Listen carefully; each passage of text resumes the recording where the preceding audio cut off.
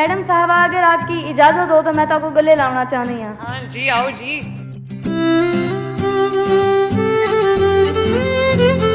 पंजाब दी रानी धी जीवे लख आतुर ते लख बिस्मिल्ला।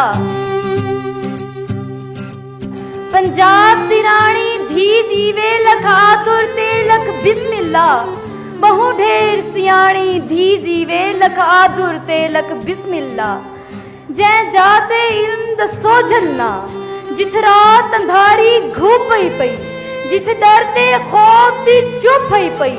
उत चानन बन के चमकी है, उत सूरज बन के उभरी है।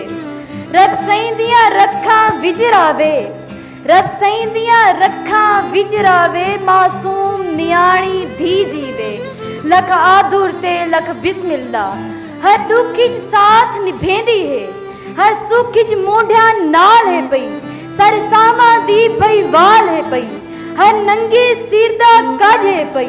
हर भुखे पेट दा रज है पई। असा रोवण पोमो कह वेले सारे आके नीर पुंजेंदी है। असा निकड़े बाल सकूलां दे, असा निकड़े बाल सकूलां दे। सारे कीते खीर बनेंदी है, सारे मुस्तकबिल ते दीद हिसी। सकू अग्घा टोरना चाहती है, इहदी ख्वाहिशें दा ख्वाब भी है।